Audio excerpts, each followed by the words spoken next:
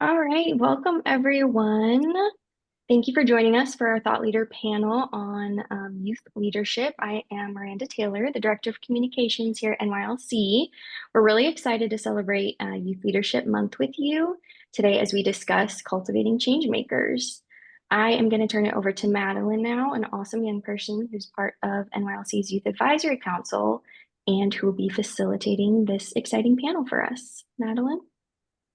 Thank you so much, Miranda. Welcome, everybody. Thank you for joining us for Cultivating Changemakers, a panel discussion on youth leadership. I am beyond honored to be here today as we explore the power of youth leadership and its impact on communities and beyond.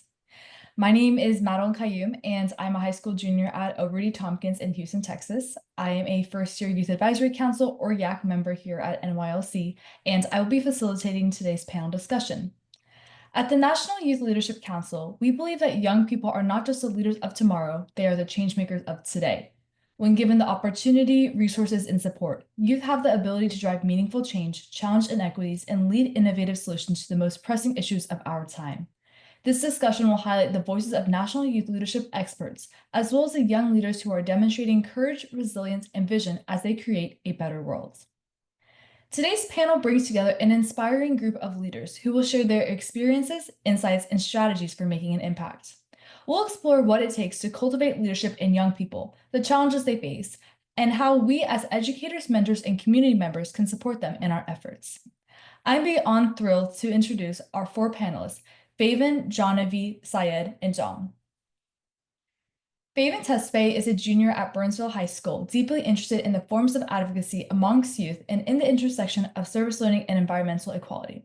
She has served as a congressional district representative for the Minnesota Youth Council, which is continuing to place importance on environmental sustainability with the hopes of increasing interaction for young people.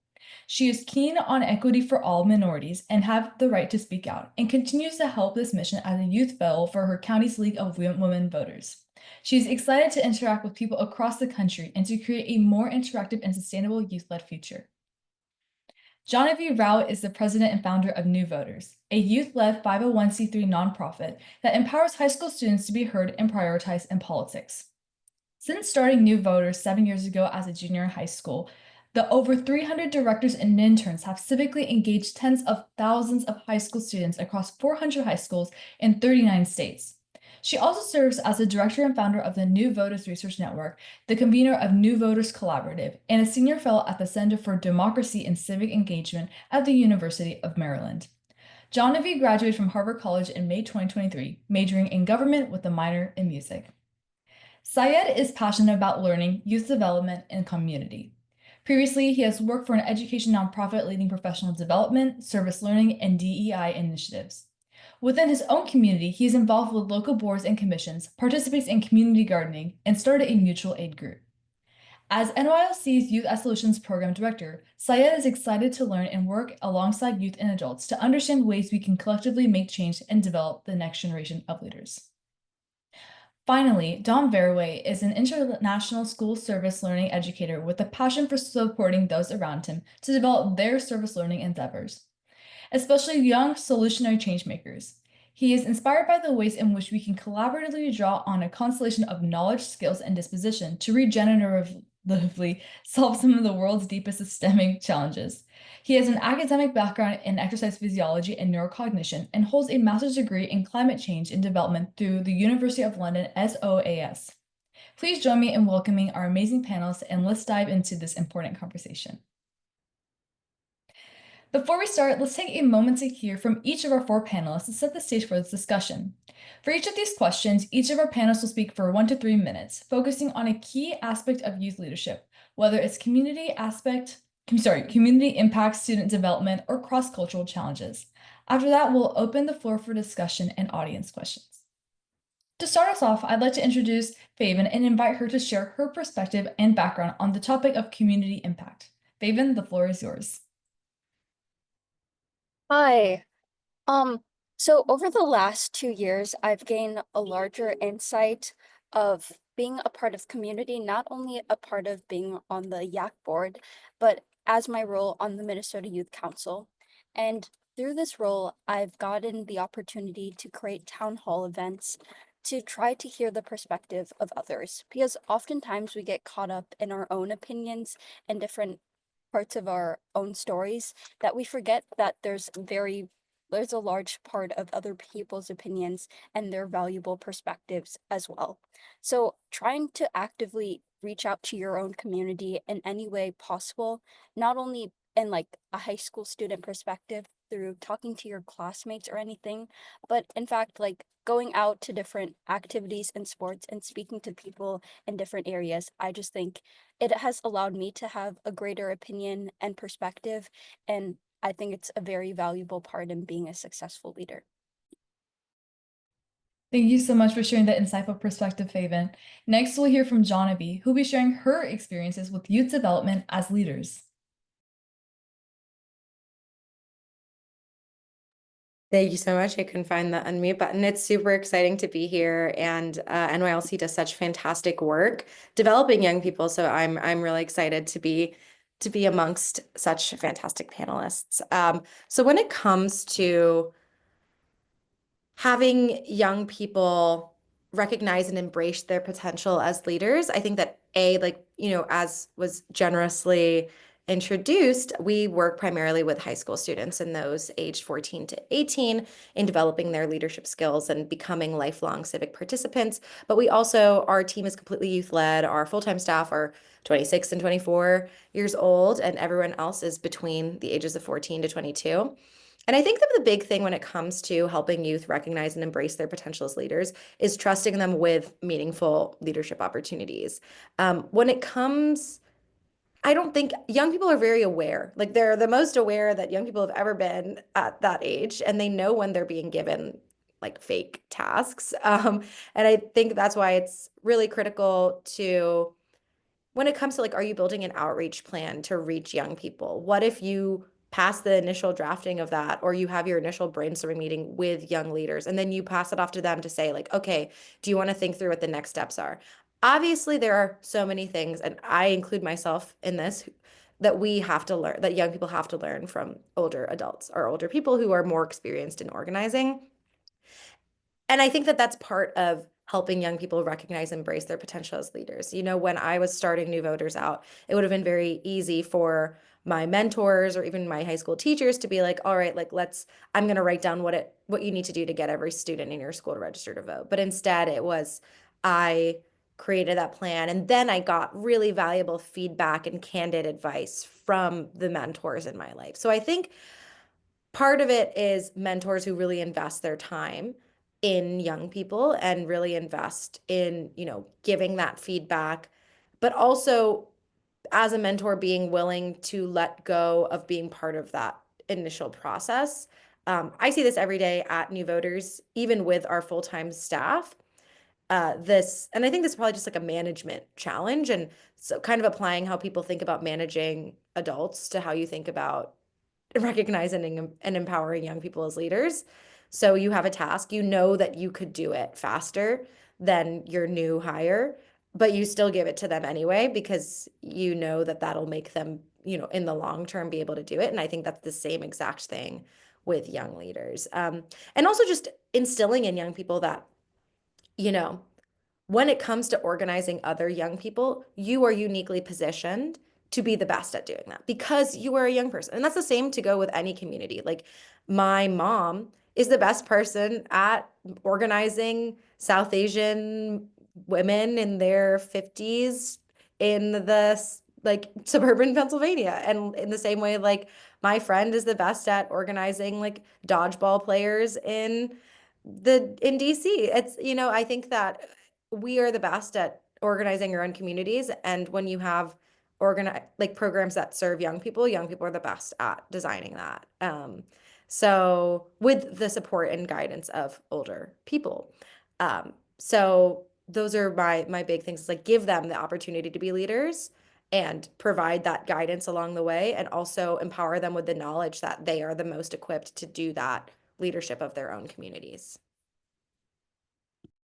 Thank you so much, Genevieve, for sharing. I definitely agree that mentors play a huge role in influencing the voices of youth, especially now more than ever, and that our voices are also very more important, especially now than ever.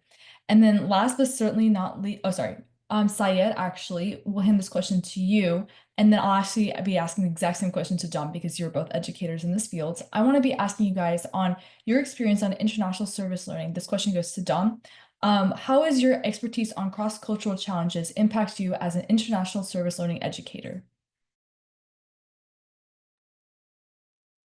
Hey everyone, yeah. So cross-cultural challenges are rife in the international education sector. I think from my experience, we look at in the service learning realm, we're looking at eliciting a lot of student voice, and with that comes their output from that is also learning how to elicit voice from a diverse range of stakeholders within their communities. And so, this sort of cross-cultural challenges for us might, exist in the forms of differing opinions based on different backgrounds and different modes of learning or different ways of working. And that's natural. And I think that these challenges are incredibly prevalent in the service learning field because of when students are attempting to do service learning initiatives or projects, they're inherently going to be testing the boundaries on something. They're going to be looking to ask questions that are difficult questions. And they're going to be, they might even be, pushing the envelope a little bit and asking things of people that they might not want to be asked. And these sorts of skills are embedded within the sort of service learning framework for students to develop, but it really brings to light a lot of the ways in which students can sort of mediate these challenges and navigate these challenges and use methods of eliciting multiple stakeholder voice and having multiple opportunities for that voice to emerge from the community and being skilled networkers and being skilled at pulling together different viewpoints to understand what the voice of the entire community might be. And so that's really something that has been a big part of a lot of the work that I've done with students, alongside students, is looking at, most of the time, it's not really about I was having a conversation the other day about this with a very proactive youth leader. It's often the problems that exist in this sort of pro-social work that we might do and students might do. A lot of the issues don't necessarily exist with the main problem itself. It might be the things you have to navigate along the way in order to solve that problem, such as the different dynamics between people, different cultures, different backgrounds, different ages, etc. So that's something that is a continual body of work, and it's one of our key skill development aspects. And actually, it leans on the disposition of being reflective and being compassionate and looking to work alongside a community rather than setting up, rather than exacerbating power dynamics that these cross-cultural challenges might bring forward.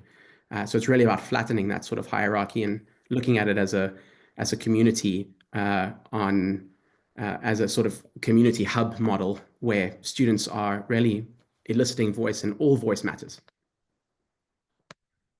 Thank you so much for sharing, Dom. And I completely agree, especially in the world of international with all the different, geopolitical things that we have going on. I think it's more important than ever that we level the playing field, especially in service learning, when the whole purpose and intent is to actually just give back. And I definitely agree that networking is a very important aspect of what we do, especially for youth leaders. So now we finally have Syed. My question for Syed is, how has your personal work experiences impacted your work as an educator and professional in the service learning industry? Yeah, I think getting into service learning was kind of a profound experience for me because it really opened my eyes to how experiential opportunities for young people can really open doors. And I think similar to what Dom was saying is like expand worldviews. And sometimes when I think about like worldviews, I commonly associate with like privilege, right? Like you're stuck in your own bubble. But what I recognize and in my prior work working within schools is like we only know what's in front of us and what's within our communities. And often like the students that I ended up working with were stuck in their own bubble and needed to be exposed to opportunities to understand like, hey, like through these activities, through your service, like you can achieve high and set really high goals for yourself. And so for me, service learning was like, okay, like this is great. This is a structured model that we can use with youth across the board to help them expand not only their worldview, but how they view themselves. And so like it's just profound is that I keep using that word, but like it's very meaningful for me to see how young people change their perspectives going through the experience from like if you use the hybrid process like investigation like oh I'm understanding more about this issue I care about to like I'm actually taking action, I'm presenting to the local city councilman, I can do that, I am doing that, what can I do next? And so yeah, I would say that service learning has really changed the way I view the world, the way I view the capabilities of young people, the way I view the capabilities of adults working with young people as well. Thank you so much for Sai for sharing that. And even as a youth leader, I definitely have to agree with you. Even in my own experiences, just with NYLC, even working with other youth who are very passionate about the same things that I am, the same things that we work for, I definitely can agree that it changes your perspectives, and I can definitely see how it's influenced you as an educator. So thank you for sharing.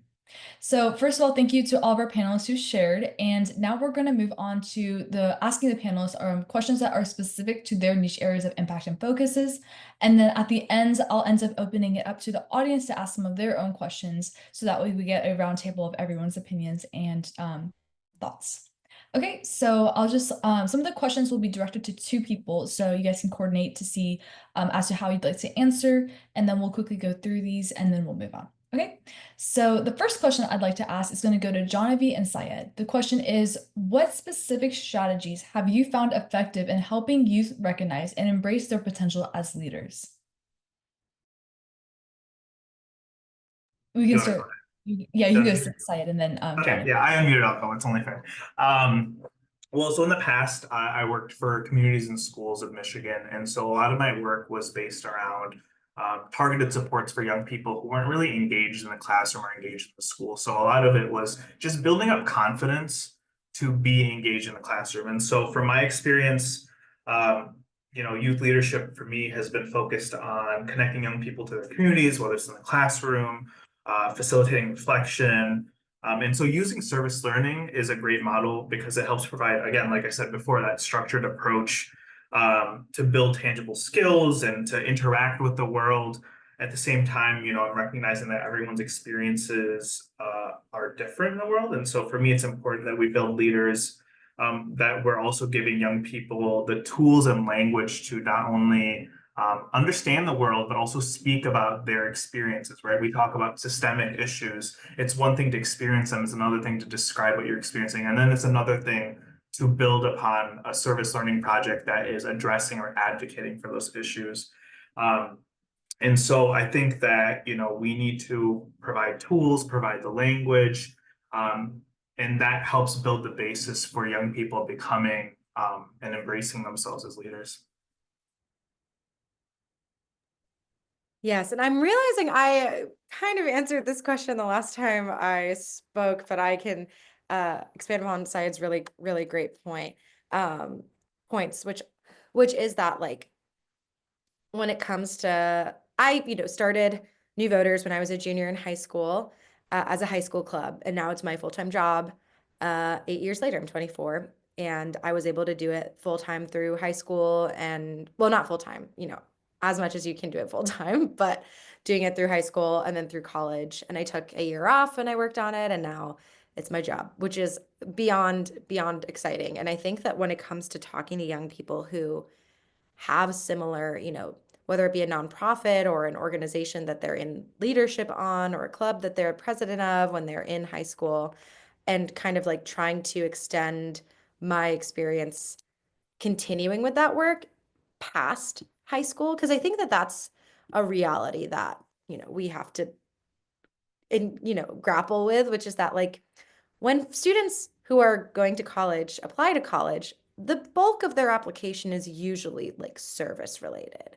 However, we don't see that reflected in the career choices necessarily of those students. And I think that that clearly speaks to not a lack of passion and care, but a lack of, and I would love to hear from folks if they want to put in the chat like what they think makes that disconnect happen between, being a really passionate high school student and starting an initiative. And obviously, there is the confounding variable of students want to get into college, but I truly don't believe that that is the only reason. Like, people do incredible feats of work in high school, and I'm sure and I know that getting into college is a motivating factor, but the students who but there is much more than that. So like what causes students who, are like, I want to change the world. I'm applying to, change the world, and then they leave and they're, doing not that work.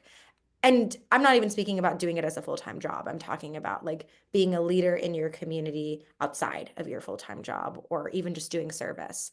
Um, and I think that, and being a leader in that way. And I think that what I see as the problem there is honestly like not being told that you can.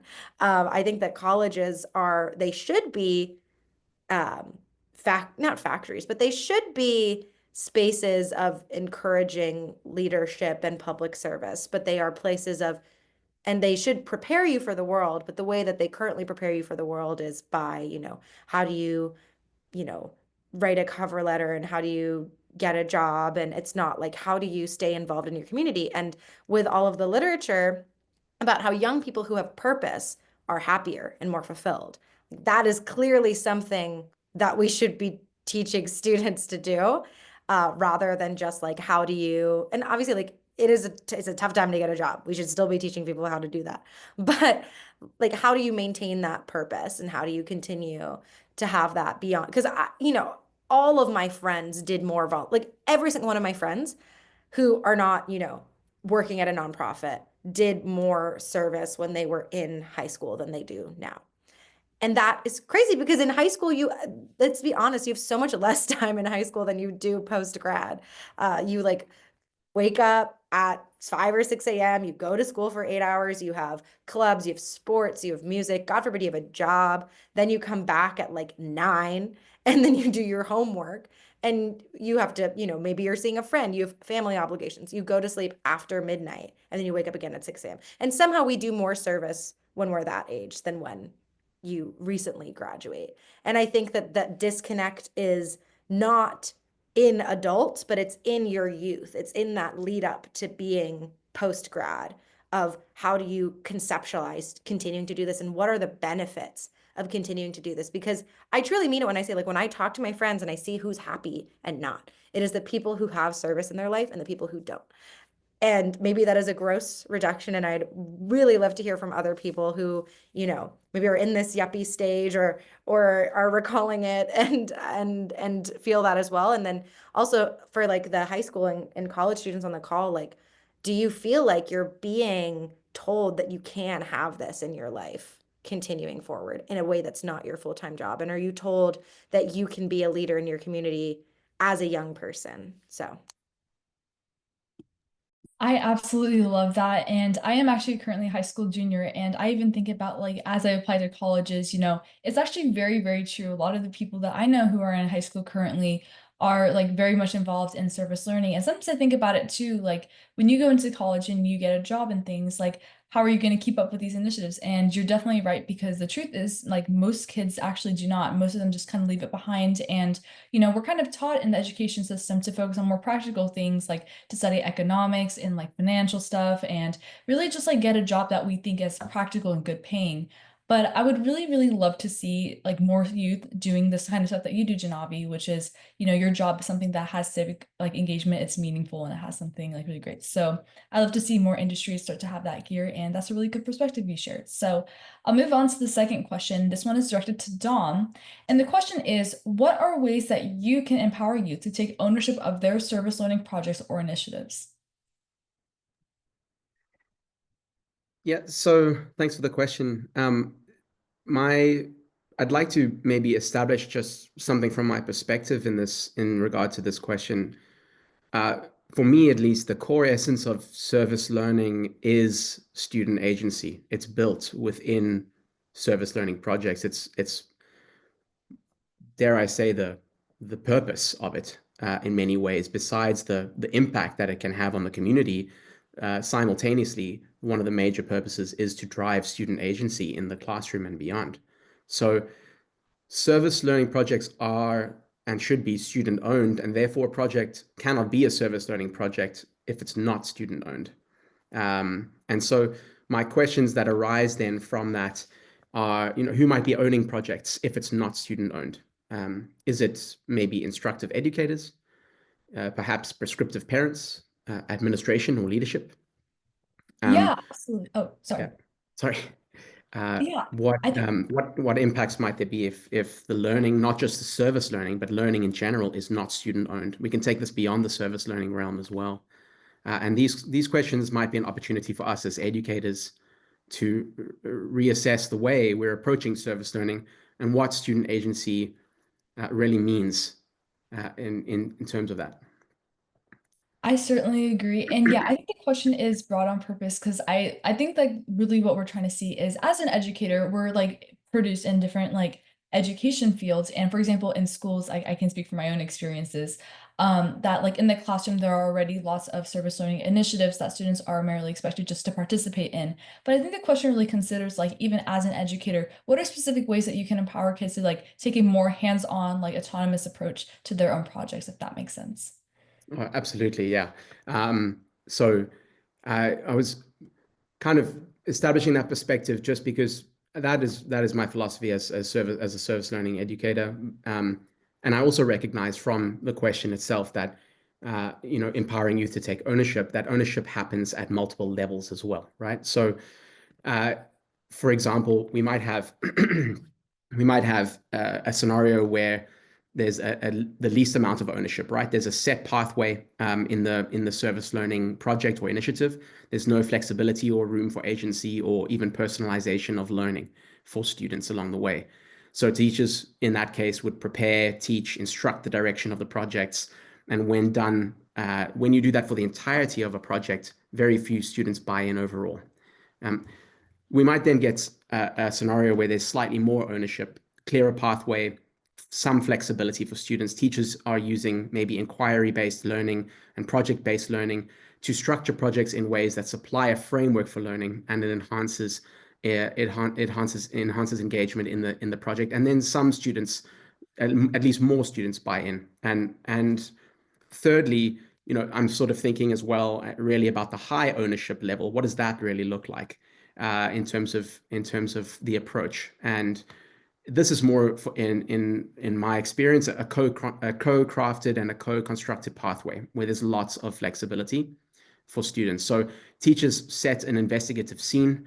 They support students in making authentic community connections to understand their community, understand what might exist in the community, teach them skills to form effective problem statements and investigative questions, help them dive deeper into their personally identified areas of interest and uncover the depth of the problems they can address through systems thinking, for example, help them action plan and craft a way toward impact in their context, help them tell the story of their learning along the way and help learners celebrate their own impact and help others recognize what impact looks like.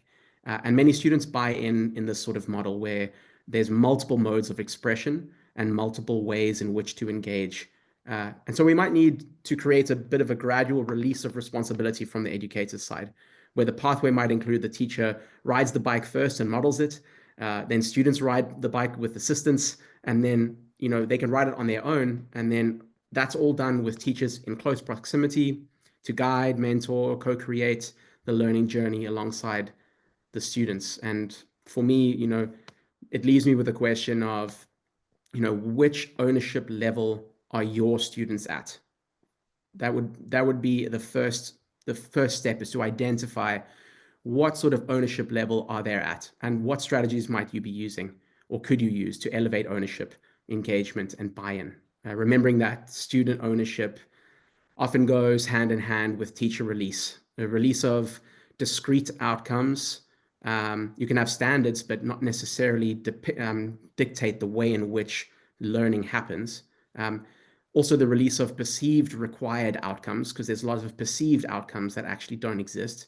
and also a release of power, which as a teacher, as an educator, can be kind of scary.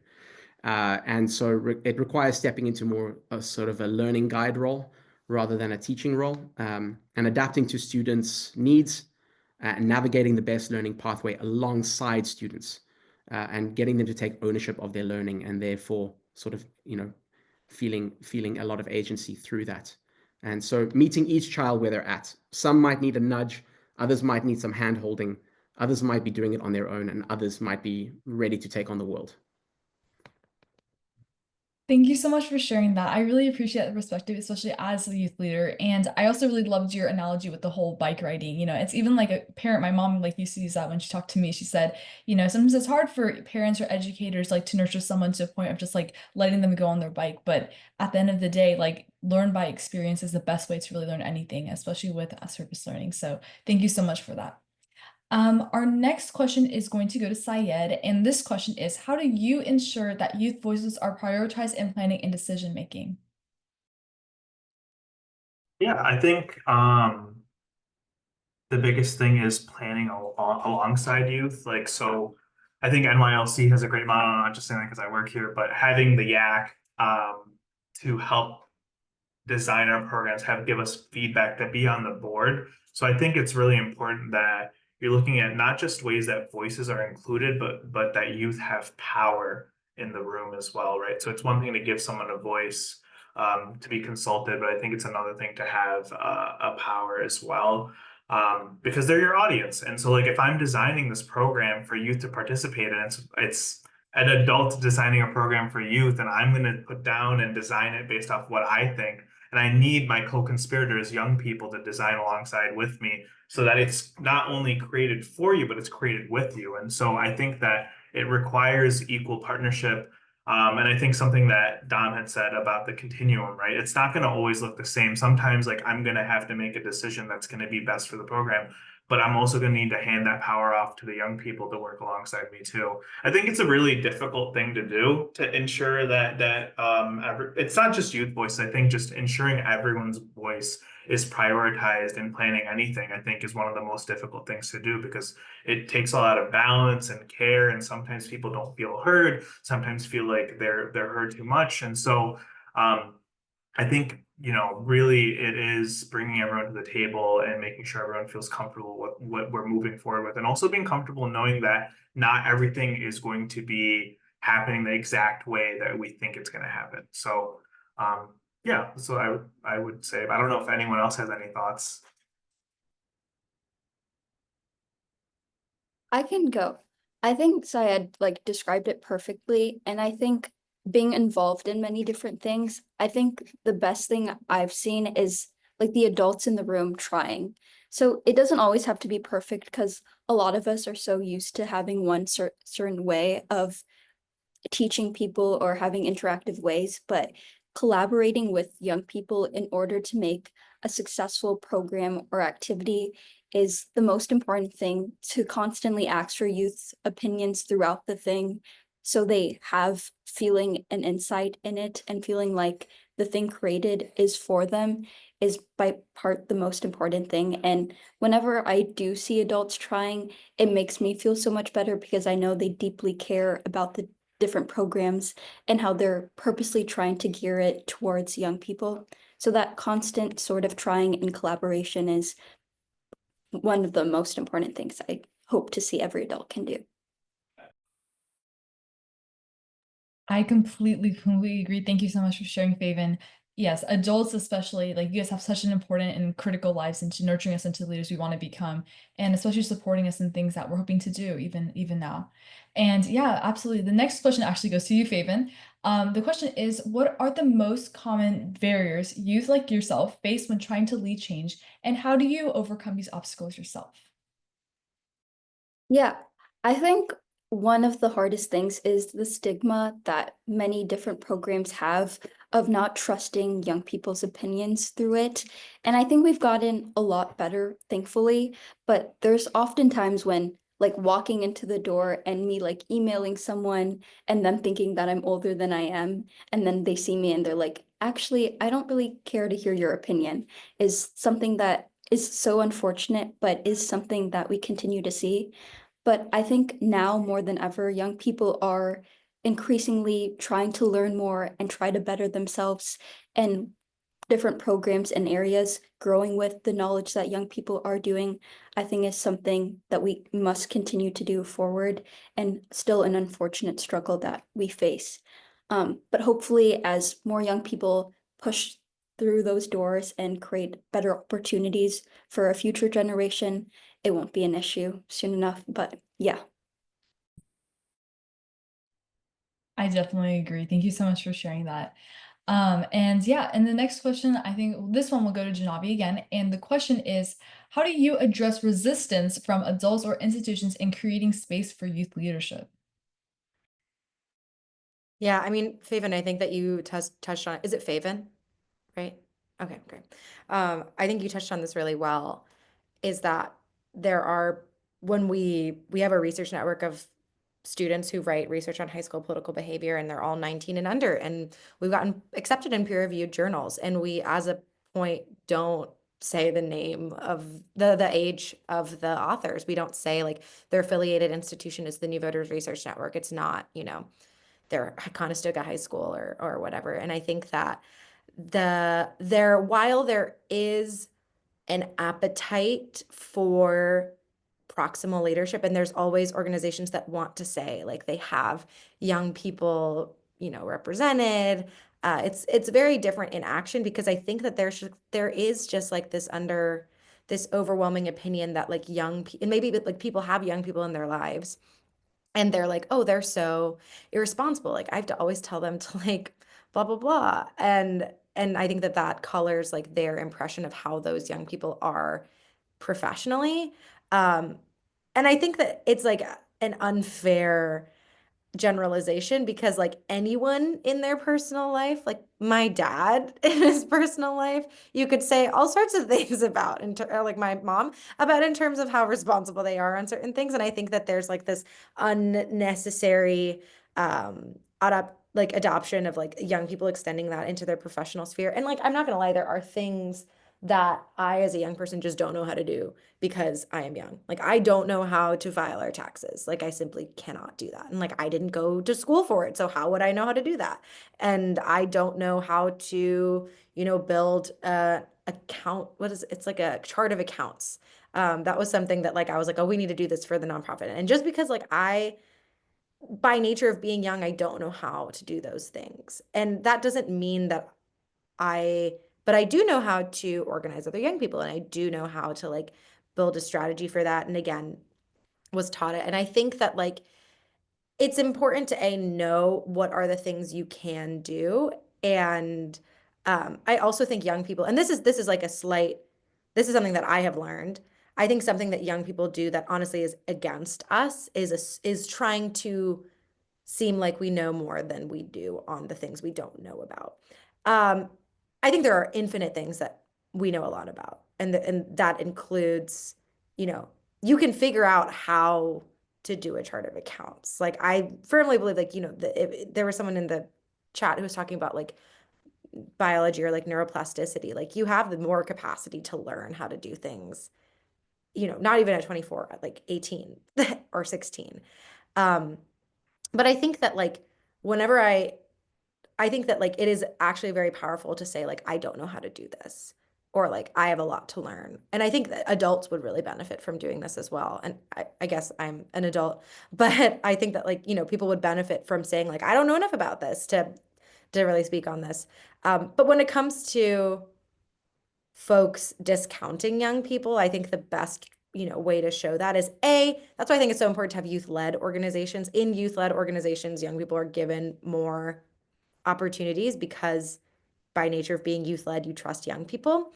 But I also think that it's important to just like, sometimes you do have to prove yourself. And whether it's fair or not, like that's the reality of what it is. So if you can show up with it done and be like, I did it. So I'd love your feedback. That is usually in the big, like now New Voters very much has an attitude of we will give young people what the task is and they'll do it outright. But in the beginning, honestly, even it was like, oh, we had a 14-year-old join the team, like maybe we can like ramp up to it. And then said 14-year-old came to us with something we were talking about and said, hey, we were talking about this. I wrote up a plan for how we could reach, 40 more California high schools. And then we were like, wait a minute. So, if you're trying to like get that point across, just do it. And obviously, like, you want to get recognized for your labor. Don't get it taken away from you. Be very like, put your name on it, publicly share it so people know it's from you. But sometimes the best way of proving people wrong is just showing them that you can do it in the first place. And that's what New Voters has done over and over again. And now I'd say that, obviously I'm not going to lie, like we were higher recognized after I graduated from college and was doing this work full time. And there's something to be said about it. It is hard to do work while you are a full-time student. Um, but the things that should have happened were like, oh, wow, like you're putting in more time so we can ask more of you. That should have been the difference between being a full-time student and like being, graduated. It should not have been you have more ability or you have more intelligence, because I was no different on like May 20th, 2023 and May 26th, 2023. But that is when people suddenly were like, wow, you're real. So sometimes you just got to do it. You just got to show that you can. And then people will, if they aren't terrible, they will respect you. I definitely agree, Janavi. And I also really like how your and Fabian's like responses kind of complement each other. It's very true that, youth gets like discounted, off the bat, just like, you're not capable, you can't do this. And like Fabian was exactly saying, like sometimes she said goes places and they're like, oh, you're a youth and like I don't really want to listen anymore because of your age, and which is really discriminatory and also very sad. But I also do completely agree with the beauty of being able to say, I don't know. Like sometimes it's okay to say, I don't know. And I'm sure even as adults, like maybe you also feel like you just don't know how to do something, and it's okay to ask for help and it's okay to do that as well. So I think those are some like really complimentary points you guys both brought out. So thank you. The next question is actually going to go to Faven, and then I'm going to ask the same question to Dom. But it is, what practices or frameworks have you implemented to create environments where youth feel supported and inspired to lead? I think this goes on like a lot of the things we've been saying, but the comfortability of different areas. So the idea of working together with adults to make these different programs. And one thing, one of my advisors on the Minnesota Youth Council has said to me and has stuck really deeply to me was the idea that adults should be making spaces for youth to be themselves. So our young ideas and our freedom to speak openly is one of the best things of being a young person, because we don't care as much about the consequences or the long-term plans. So by finding places in which we can feel present and ourselves to express our ideas and feel like the issues that we say are valued and listened to, I think is a very important thing. And finding a place and a framework to practice this, I think, again, having collaboration with adults to do so.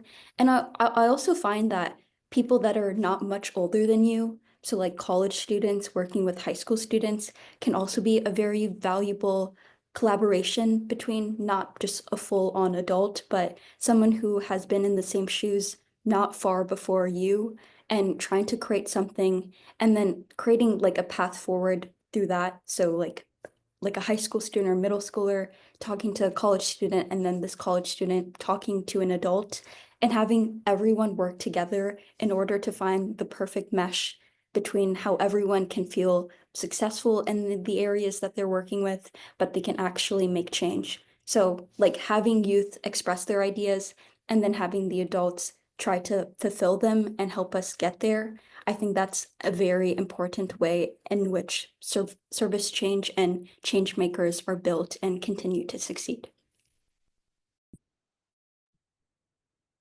Thanks, Fevin. That was awesome.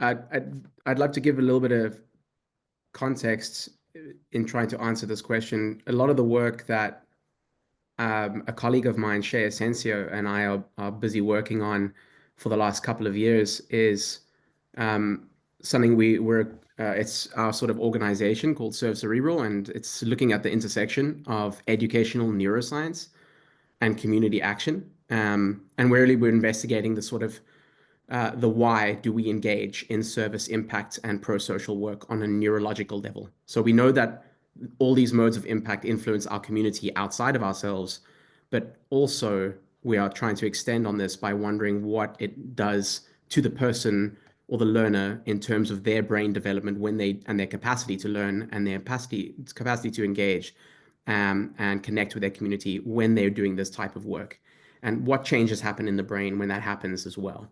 And so for us, we've been working with a lot of educators and youth to really empower sort of and inspire leadership for learners and for young people. And one of the frameworks that we have developed is something called our PAX pathway, which really is a model by which we use educational neuroscience to inform how we can do this, how we can inspire students to make change, and while knowing about themselves and their own brains as well at the same time. And so this PAX pathway, it stands for the physical, the affective, the cognitive, and the social networks in the brain. All four of these are incredibly important networks when we're trying to understand what can influence our brain development and how it makes us feel as leaders, and how it equips us in terms of our development, both on a biological level and also in terms of our knowledge, skills, and dispositions as leaders. So our intention with it is to figure out, and we're investigating this phenomenon of and there's very little literature on this as well out there on why do we do this, what does it really do to our brains when we do this type of pro-social and service-based work. And for us, we really thinking about how it contributes to having supportive and leader-filled environments, right? And we've used this pathway with students with young people looking at strategies and methods to have inclusive environments so that students feel some emotional safety when trying to step out of their comfort zones and take ownership or take leadership on something, and really also recognizing the importance of their connection to their own bodies and the connection to the people around them and what that does to them while they are doing this work. So, for example, playing outside is one thing, but working in nature alongside other people and solving a problem together while doing it, that's far more impactful than just being outside. And so we're looking at this pathway or this framework to really start to unpack the ways in which our brains really change as we are doing this work. It's not just about what happens outside of us, but also what happens inside of us. Thank you both for that really insightful perspective. And I really like that. I really like that aspect of thinking about, kind of community building. They even talked about, just having that community and like a space where you're able to, share your ideas and to be able to be heard and be seen. That is really, really important. And from Dom's perspective, even from like a cognitive aspect as well, like there's so many things that educators have to consider when you're creating that space for students, and it's really, really important. And I really, really hope that more organizations like NYLC continues to make that happen, and also the organizations that you guys are a part of. So I think this is definitely really interesting. And then some of this has actually inspired some of my own questions. So I'm going to go ahead and ask some of the ones that I've generated from listening to you guys. And this one, I'll start with Janavi, especially since she's had so much experience working with young people.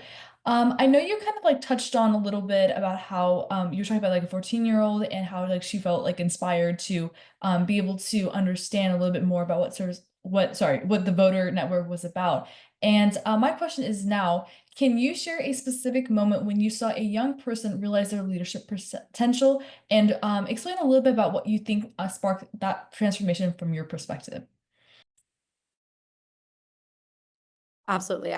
A specific person comes to mind. I remember when in 2020 when New Voters was getting, big, and I got kicked off campus, and that's when New Voters really became a bigger organization.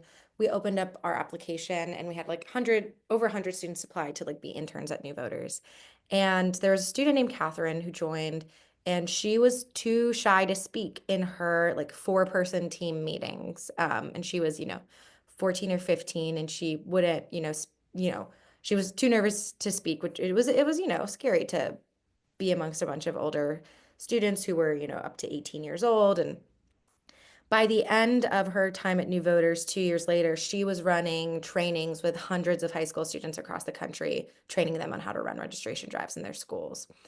And that really stuck out to me because while everything that New Voters does is in the interest of developing lifelong civic participants and youth leaders, and there are students who didn't think they could run a registration drive at their school, and they did. This really stuck out to me because like it felt so directly related that like by being part of this organization and by being given opportunities to speak in front of larger and larger groups of people, and starting from a professional-esque environment where you have a team, and then you talk in that team, and then you're like, okay, we actually like we need someone last minute to jump in on this speaking thing to train students, and then suddenly you're the person who's running all of our trainings every week as a 16-year-old now.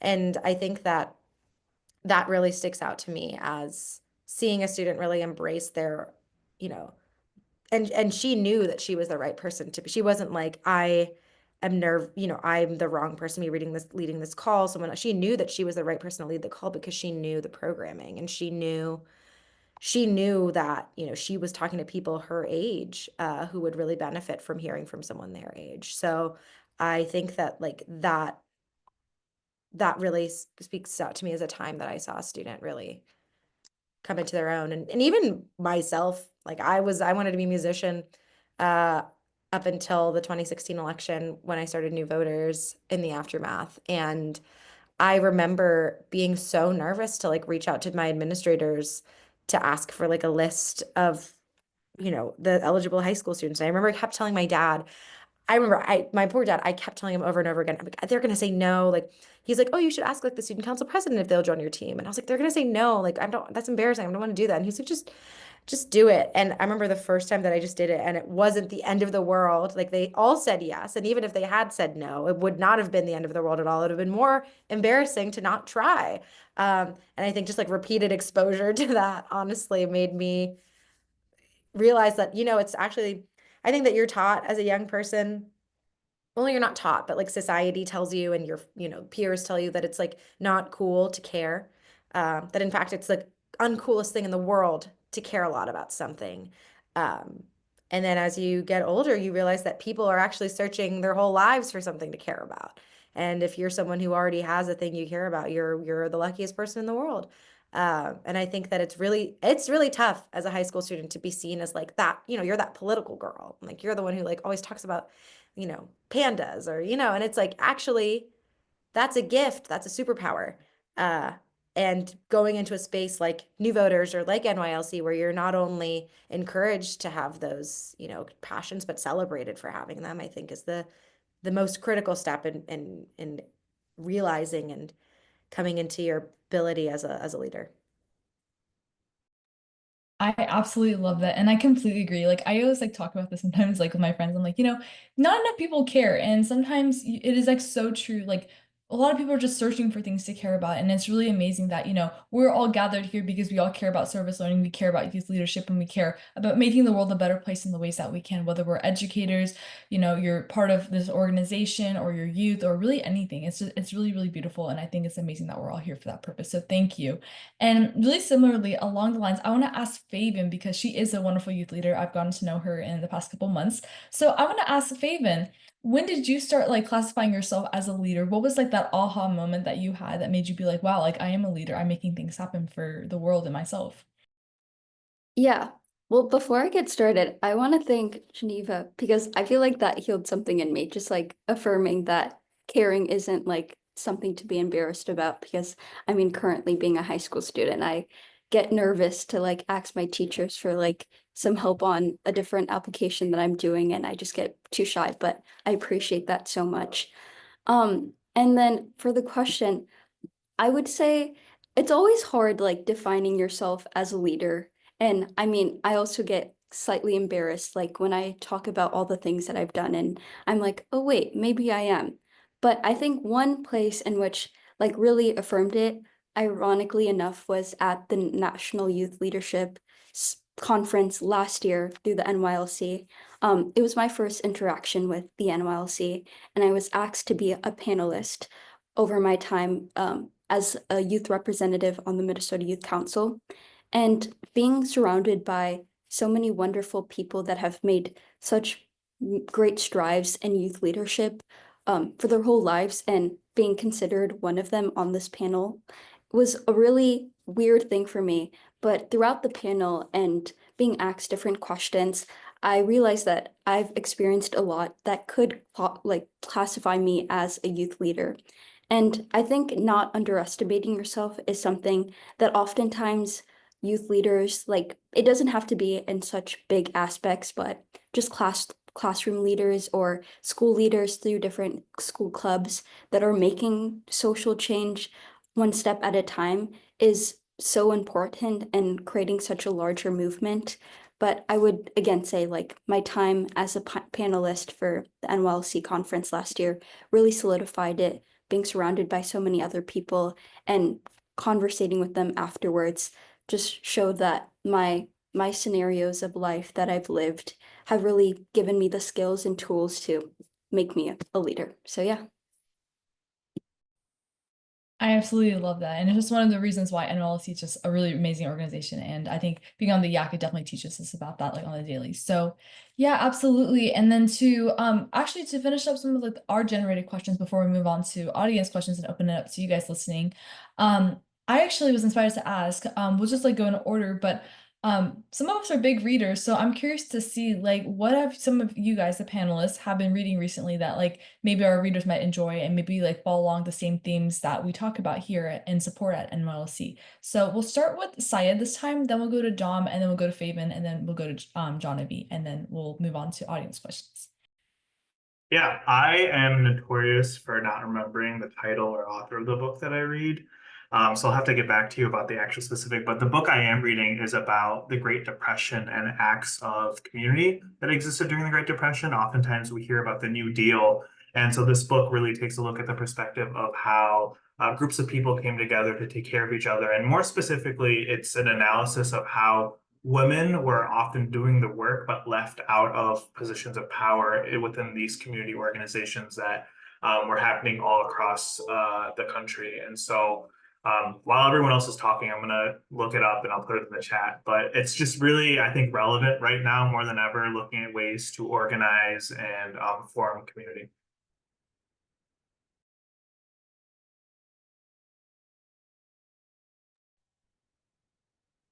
It's my turn. So my current, I'm stuck right in the middle of it at the moment. It's a wonderful book called The Future Will Not Be Taught. And it's an really interesting take on what education can be. And it's not just a take or a notion, it's a tried and tested methodology. Shout out to Devin Carberry. He's the author of the book, and he's also the quote unquote, well, he is, I'll quote it because it is his actual title. He's the captain of that school. So it's he's really leading the pathway forward there. But the book really tells a story of how our current models of teaching and learning are rife with power dynamics, and how it can take away a lot of the opportunities students have from for taking ownership of their learning and being leaders. And so changing the way in which we in which learning happens can really be a cultivating ground for leaders. And I think, what this book really drives for me is it comes back to what I was mentioning earlier about that sort of release. And they actually don't have in their school, they don't have what you would term as teachers. They don't even given that title. The title of the adults are learning guides, and the learning guides support learners by really through a lens of mentorship and through a lens of supporting students to create their own environments to make authentic pieces of work and elicit actual stakeholder feedback. And most of the projects that students are doing are incredibly impactful on their own communities within the school or abroad. And so the future will not be taught was, for me, just the title alone really got me. I was like, I got to read that because I'm a teacher. Like, what do you mean that I'm not going to be teaching? Do you mean I'm not teaching? And it really just it drove home the point for me of, the learning needs to really sit with the young person far more than it currently does in traditional sort of educational models. I've been notorious to just reading fiction books, but this past year I've like branched out to reading more history books, and there's two things that have stuck in mind. First is my American history textbook that I have to read for class, but I've actually grown to really enjoy it. It's called Give Me Liberty. And despite it being like 1,500 pages, um, the lessons that I've learned through it and just relearning history and different events that have occurred in our country over the last like 200 years has been a very informative part of like history, and seeing the correlation of different things that have changed to our present society and things that haven't changed has been a very knowledgeable experience to me. And something that goes with that, a book that I was recommended by my American history teacher is called A World in Disarray by Richard Hess. And it's a foreign policy book, and it just examines relationships with the United States and other foreign countries. And it just expanded so much knowledge that I haven't seen and learned before. So I've really enjoyed both of them. Great. And I think I am bringing up the caboose. I'll be so honest. Like, I read almost exclusively fantasy. And I listen to the news. I listen to Up First by NPR every morning and The Daily. But I will say, so if you want any like fantasy book recommendations, come to me. But I will say I read a really fantastic book this year by a former teacher and mentor. It's called People Power Change: Organizing for Democratic Renewal by Marshall Gans. I was very fortunate to take a class with him my senior year of college. That was literally about that. It was this book as a class, and it changed my life. Marshall Gans, if you are not familiar, is a prolific organizer. He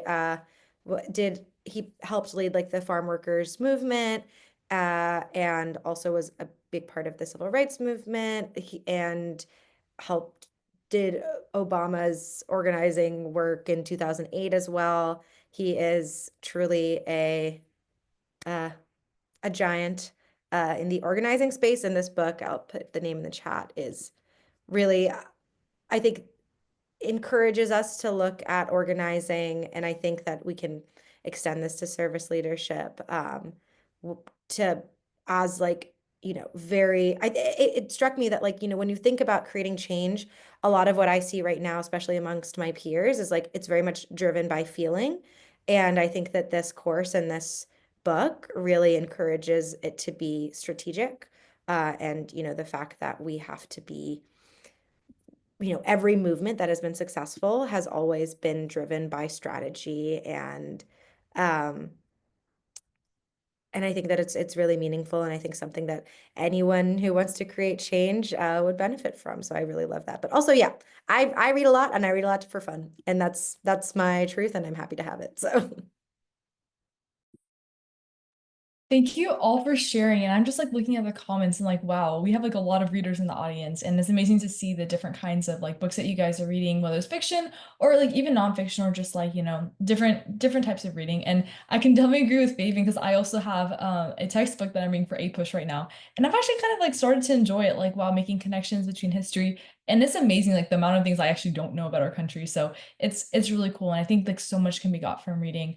And I'll actually like share mine because why not? It's actually not like a formal like book. With school and everything, I'm just so busy. But I've actually bought this book called The Daily Stoic, which is like little like bits of philosophy that I read each day. Oh, I'm seeing a thumbs up from Dom.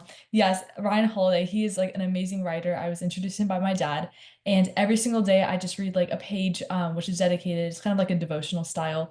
And it's really applicable, I really think, for like even advocacy because it kind of like reminds me that there are things that I can control and things that I can't control. And I really think that all of those things together just help me, you know, become a better person, become happier, and it really fuels me to do the things that I do. And I can see in the chat and from the things that our panelists shared that the reading that you guys do definitely inspires you in some way, shape, or form as well. So with that, we are now going to open this panel up to our audience. So audience member, it is your time to now ask the questions that you've been wanting to know from our panelists. So you can do this. I personally think that the easiest way to do this is if you raise your hand and then we can just like call on you and you can ask your question and direct it at whoever you'd like to hear from. And if you don't want to unmute, you're more than welcome to drop your question in the chat and you can get it answered by anyone who feels like they're best suited to answer. So yeah, and I'm seeing that we can do questions for about 10 minutes and then yeah, that's it. So yeah, just feel free to raise your hands and we'll be calling on you.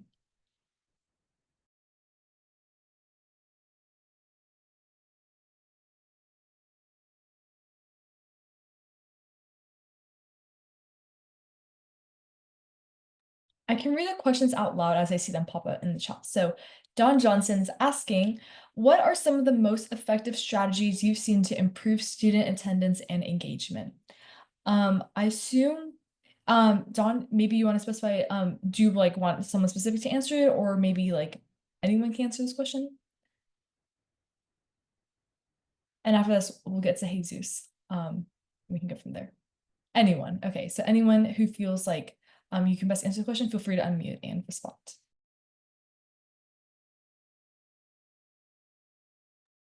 I'll speak from my experience. Before I was at NYLC, like I mentioned, I worked at communities and schools in Michigan. And so I was given a caseload of 30 or 40 students, and those students were what you would stereotypically call the students that were low performing or not engaging in school. And so one of the interesting things, and one of the ways I got connected with NYLC is that we actually facilitate a service learning program across the state. And so what I saw that was really interesting is when you start getting young people to talk about the things they care about, and then you have them engage in those things during the school day, it gives them more of a purpose to be there and show up and engage in the classroom. Obviously, like I think solving, quote unquote, solving student attendance is like a not even billion, but $1 trillion answer because everyone across the country is dealing with attendance issues, especially since it was exacerbated since COVID. But I think that if you're giving students a reason to come to school because they're interested, one, and two, you're giving them a space where they feel comfortable. I think Don was talking about psychological safety and a space where students are feeling emotionally secure is really important. So like I think building that relationship, building the basis, and then engaging young people in the things that they care about and connecting it to school. I think the caring about comes first and then connecting to school comes second, especially if we're talking about students who are not traditionally engaging in the classroom already. But those are my thoughts. I'm sure that there are tons of different strategies that we have in the Zoom space that would be just as effective or if not more effective. Thank you. That is a great response. And I 100% agree. And I think that's really cool. Yeah. And then next I'll hand it over to Jesus. Feel free to unmute and ask your question. Thank you all so much. First of all, again, thank you all so much to the panelists and for you all for organizing this Zoom. As a youth educator, I run a summer camp focused on social justice issues and I develop curriculum for teenagers. So I always ask and this is to Madeline and to Faven. Uh, what what's the move like? Like what is it right now that you want to do? Like what is the future? What do you envision uh for the future? Like what's important to you? And yeah, that's it. Thank you. Yeah, I can go first. I think my hope and envision in the world is that in every sphere, there's a youth in it that gives valuable perspectives inside of everything they do. So, involving more specifically amongst service learning and activities, I think to have as like the basis of service learning is for youth to create different programs and issues that they care deeply about, and we can only do that successfully by implementing youth voices in the areas they're trying to target. So I hope that one day that adults can take youth seriously in every part of service learning through environmental change or social change or any type of change that they want to do, that they can have insight and being not just there for like a youth quota, but actually being implementing their voices in every part. I don't know if Madeline has anything to say. Yeah, for sure. Fabian, that's 100% well said. I completely agree with what you said. I think like, especially, as someone in youth and someone who like hopes to, make a difference for some cause that I feel passionate about and I want to align with, I think is incredibly important. And Genevieve did a really good job of talking about this. My personal hope is that as I get older and as my role in society begins to change and I go into college, I really want to continue taking the values that I have as a youth invested in, change for good, like my work with NYLC and service learning. I want to see what I can do to continue this as I'm an adult. Like Genevieve said, like so perfectly. I can't even explain. She just said it like perfectly. As we get older, the focus starts to become on more like practical matters, and our like emphasis and the passion that we have that is like so strong that we have right now, it starts to go away because we're more concerned with other things. But for me, I really like to retain this, and I love to like see and create a community of like other people who are just continually like lifelong learners. I like always use the term lifelong learners, like always adapting, always learning. And, even with NYLC, I've gotten to meet so many adults like Miranda and Julie and Amy, our CEO. And really, they're all lifelong learners. And it's just really inspiring that we've gotten to get to know them. And I just really appreciate being in the presence of people like that. And I hope I can become one of those people and create spaces like NYLC has done for me, for more youth to just continue a cycle of people who want to do good and are gonna make those things happen. So yeah, that's my answer.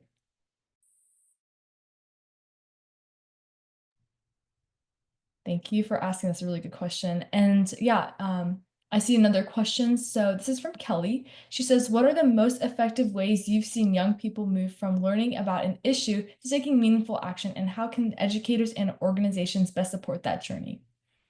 And I'll open it up to anyone who feels like they want to respond. Yeah, I can go for this one. Thank you for the question. I think for me, what I've found has been really impactful is having young people being taught in a way to approach problems with a systems thinking perspective and using systems thinking tools and strategies to dig deeper into problems, whether it be looking at maybe you're familiar with something like the iceberg model. What we see on the top of the water is barely anything compared to what's below. And so if we apply that analogy, we're looking at maybe you're noticing an event that's happening in your space, an event that's happening at your school, and that event is something that concerns you. But once you start digging deeper and starting to really ideate and collaboratively discuss and isolate what are some of the patterns and behaviors that are leading to that event, because that event is just a once-off event, but what are there underlying patterns of behavior that are leading to those sorts of events? And then further down the iceberg is looking at what systems and structures are in place that lead to those patterns of behavior that then lead to those events. And then right at the bottom of the iceberg is looking at the mental models that drive the creation of those systems and structures that then create those patterns of behavior, and then that leads to those events. And really, you're looking at the further down the iceberg you go, the higher leverage you have for impact if you were to act there. And so we're really looking at the systems and structures level with students and looking at the mental models level. What change could be done in those areas of the iceberg for that issue that will then have that ripple effect back up the iceberg, so that the events that we have been seeing start to fade away. And really, we're changing things like culture. We're changing things like systems and structures within that problem, because every problem is an instance. Every problem that we see is an instance of something deeper. And so looking at it through, for example, that systems thinking lens can really support students in learning deeply about an issue firstly. So it's not just like, hey, that's a problem and I want to fix it, but I have no idea how. It's more of looking at it and saying, well, if that's a problem, what are really the drivers of this problem? And are there interconnected drivers? And are some drivers weighted more than others? Are some more influential than others? And where would be my greatest leverage point, my greatest entry point for action? And what is actually feasible for me to do in this moment in time, and what other support might I need as well in order to get this going. And so it brings up a host of questions about how to tackle complex issues and interconnected underlying problems that lead to the thing on the surface. And I think explicit tools and strategies. I'm a big fan of Compass Education. I don't know if you've ever heard of Compass Education, but they literally do this. They teach educators and students how to do systems thinking. It's wonderful and highly recommended, but that's just one instance. Really just looking at the systems thinking approach and getting students to engage with issues and understand them so deeply that they could talk about it as complete experts of that problem and really advocate for change. Yeah, that was actually a really great question. And sorry, that was your answer. And I also really like how you asked a lot of questions, and it made me think about like how sometimes the questions you ask really like yield the results that you want to get. So thank you very much, John. That was amazing. So I'll just like open it up for like any last minute questions, and if not, we'll move on to our closing. Feel free to raise your hand or ask a question in the chat. Either is fine.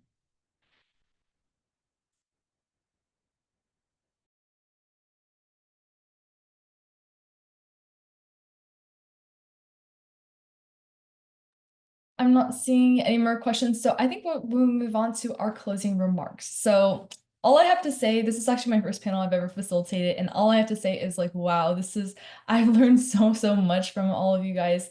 And really, I feel like in the past, like what, hour and a half, like my mind has expanded a lot by talking to you guys.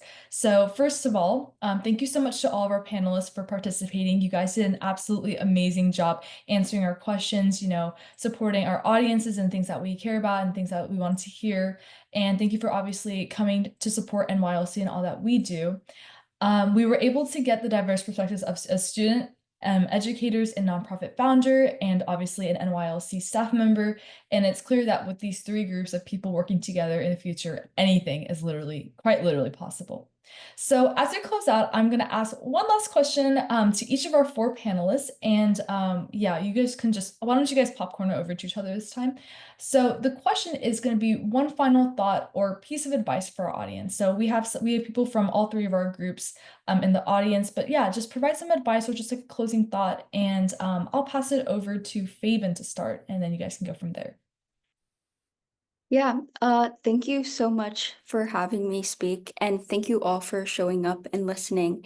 It's greatly appreciated. And honestly, all I have to say is that you all continuing to try to learn and listen is the most valuable thing. And that constant aspect of learning and wanting to help young people be the change makers and be the change of tomorrow is the most insightful thing. And I want to give an advice that even though it may be deterring that through low attendance or not trying to or finding the right youth, there are people out there that want to make the change, but you just trying to dig a little deeper to find those people is great. And I wouldn't be here today without someone trying to find me and give me the opportunities that I've had over the past few years. So just keep doing that. And thank you, everyone.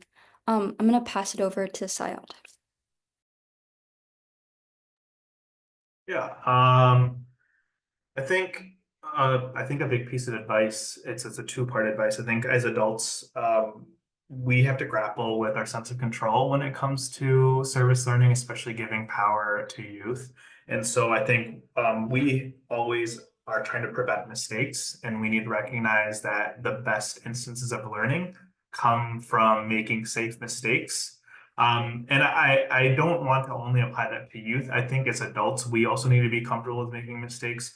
Service learning, as I've learned it, is as structured as it can be, is not a one size fits all. And the only way to learn how that works for you or for your youth is to try different things. And so I encourage you all to be brave and be confident and take that step forward to try something. Because if something fails, it's not that the whole thing failed. You just learned that, hey, this didn't work. Let's try it a different way. So as much as we encourage our young people to get up and try something different when they fail, I encourage you all to do the same as well. And I will popcorn it to Genevieve. Thanks so much, Syed. I'm super grateful to be here and amongst, again, so many incredible panelists and audience members. I know everyone in the audience as well has such incredible experience. Yeah, I guess the big thing that I'll say is that 4 million students graduate from high school every single year, and almost every one of them is eligible to register to vote by the time that they do. And if they're not, they have an incredible network of folks who are. Young people deserve to have a say on the issues that impact them the most. And young people are the ones who get to do it. So who can make that change happen? So there's an incredible opportunity every year to ensure that, becoming a lifelong civic participant, whether that be through registering to vote or through other opportunities, is really, really out there. And at New Voters, we pride ourselves on supporting high school students to run registration drives and join our intern program and go on to mentor other students. And I would love to stay in touch and also learn about the incredible things you do. And if you work with high school students that you think would benefit from our program, would love to talk. So please stay in touch. And thank you all for being here. Thank you so much to Madeline for being such a fantastic facilitator, and to my fellow panelists as well. And I'm going to popcorn to who has not gone. I don't want to re-popcorn to the same. Dom. Thanks, Genevieve. I think for me, my parting thought on this is from everything we've sort of been talking about today is I've been discussing a lot recently with a lot of our students who are learning about leadership for impact in my school.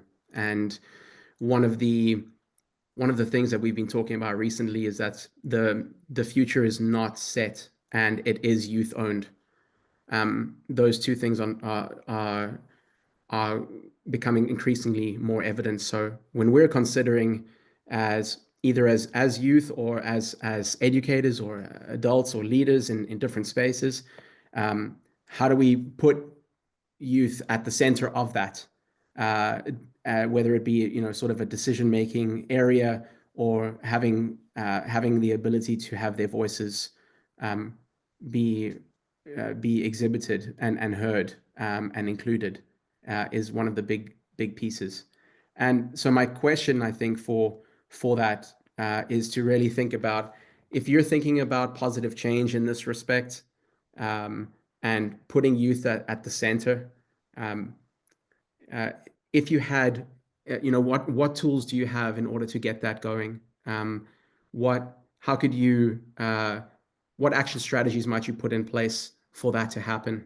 How could you ensure that those action strategies result in regenerative change that flourishes and builds over time and has longevity? And lastly, sometimes we're equipped with all of those things, but we don't have the courage. And so that's based on Syed's point from earlier. How do we then find the courage to take the step necessary to make the main thing? In this case, putting youth at the center. Thank you so much, everyone, for all of your contributions and your attendance today. And yeah, it's been amazing. Thank you. Thank you all. That was absolutely amazing. Thank you for sharing your last or closing thoughts with everyone in the audience. So yeah, with that, honestly, we close out an amazing, Cultivating Changemakers panel, and I'm incredibly grateful to have been a part of this, to have facilitated, and I'm really looking forward to seeing how the three groups that we mentioned can continue working together to create a better future. So with that, our panel discussion comes to a close. So thank you so much for everyone for being here, and we hope you enjoyed the rest of your evening, and we hope to also see you very, very soon. So thank you and have a good night.